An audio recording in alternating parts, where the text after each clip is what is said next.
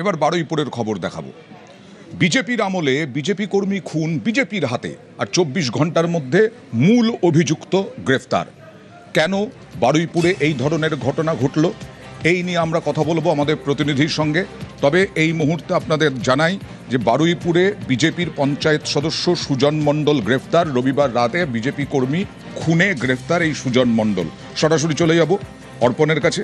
অর্পণ, কেন এই খুনের ঘটনা এবং সুজন মণ্ডল তিনি কে আসলে?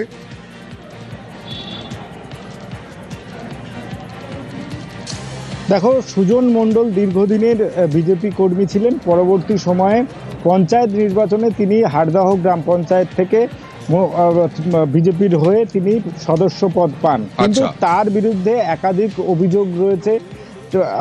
আর্থিক তছরূপ থেকে শুরু করে বিভিন্ন তার বিরুদ্ধে দল বিরোধী কার্যকলাপের জন্য তার যে মণ্ডল সভাপতি যেটা ছিল সেটা ক্যান্সেল করে দল। এরপরে দেখা যায় যে রাজ্যে পালাবদলের পর সেখানে এই যে সুজন, তিনি চাইছিলেন এলাকার যারা তৃণমূল কংগ্রেস কর্মী রয়েছেন, যারা এলাকায় তৃণমূল করেন, তাদেরকে যেমন সারা রাজ্যে দেখা যাচ্ছে তারা তৃণমূল থেকে বিজেপিতে ঢোকা চলে আসার জন্য একটা হিড়িক, তেমনই কিন্তু বারুইপুরের হাড়দাহ গ্রামেতে এটা ছিল। এবং তার জন্যে এই যে গ্রামের যত মানুষজন যারা বিজেপিতে আসতে চাইছিলেন, তাদের বিরুদ্ধে যেটা অভিযোগ যে এই হাড়দাহ গ্রামের যারা বিজেপি করতেন তাদেরকে ঘর ছাড়া করে রেখেছিলেন, আর সেই কারণেই বাপি প্রামাণিক তিনি তার বিরোধিতা করেন, আর এই বিরোধিতার জন্যই তাকে খুন করা হয়েছে এমনটাই অভিযোগ করছেন তার পরিবারের লোকজন। তার মেয়ের কাছে একাধিকবার এই বাপি তিনি জানিয়েছিলেন যে টাকা 10 লক্ষ টাকা দিতে চাইছে, যারা আমাদেরকে মারধর করেছে, আমাদেরকে বাড়ি ছাড়া করেছে, তারা আমাদের দলে আসতে চাইছে এবং সুজন সেই সুযোগটা করে দিচ্ছে।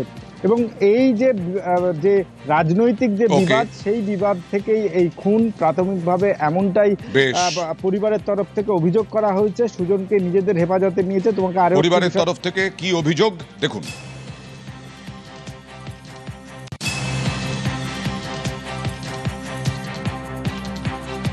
ফাঁসি চাই, ফাঁসি ফাঁসি হবে, ফাঁসি চরণ ফাঁসি চাই। আমার স্বামী যারা খুন করেছে ওদের আমরা ফাঁসি চাই, ফাঁসি চাই। হ্যাঁ, আমি সুজনকে দেখেছি, সমীরকে দেখেছি, টিঙ্কর, বাপি ছিল, কনক ছিল, সবাই তৃণমূল। ওর সঙ্গে সবাই থেকে হাত মিলেছে। আমার সুজন ওর সঙ্গে হাত মিলেছে, আর ও বিজেপি ছিল, ও ওদের সঙ্গে হাত মিলেছে, মিলেই সর্বনাশটা করলো। সুজন সব করিয়েছে।